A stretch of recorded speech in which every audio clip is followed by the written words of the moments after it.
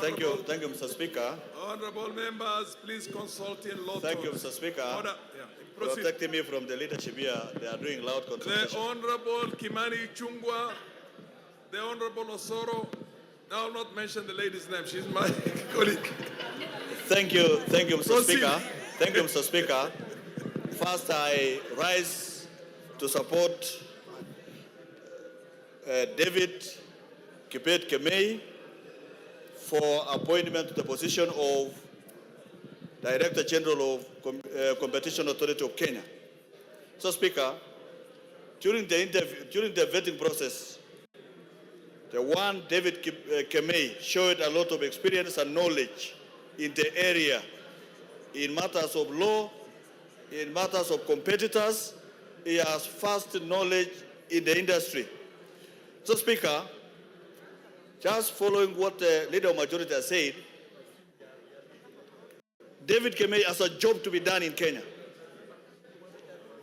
One, Mr. Speaker, is to ask David Kemei, if he gets approval of this House, to sort out competition in the power sector, as the Leader of Majority has said, so that Kenya Power does not enjoy monopoly of power in this country, Mr. Speaker. Secondly, Mr. Speaker, in Safaricom, M-Pesa, competition between M-Pesa and commercial banks and microfinances, Mr. Speaker, an industry that is not regulated by law. Mr. Speaker, that needs to be sorted out. That is a job waiting for one David Kemei.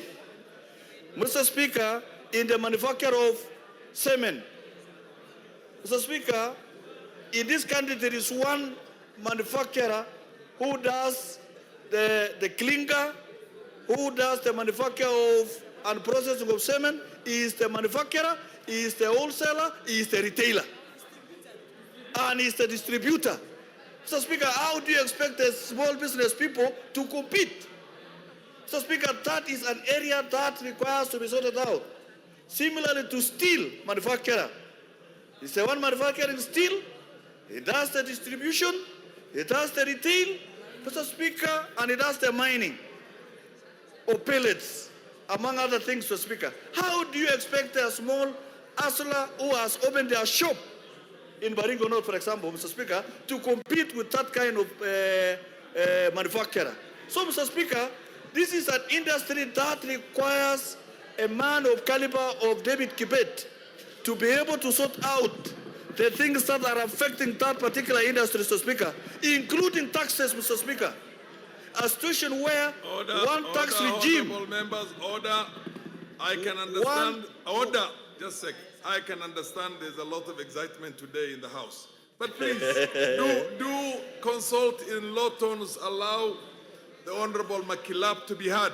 Proceed, Makilap. Thank you, Mr. Speaker. What is it in competition, Mr. Speaker?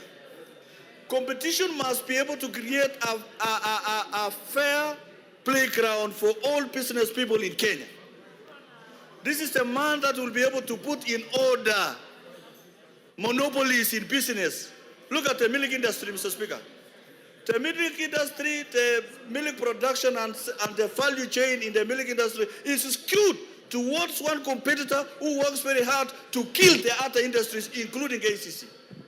Mr. Speaker, this milk production and its value chain, together with the competitors of those who process and package milk, requires order so that the business people on the ground, the people who produce milk and keep cows, will be able to have value for money for their milk, Mr. Speaker.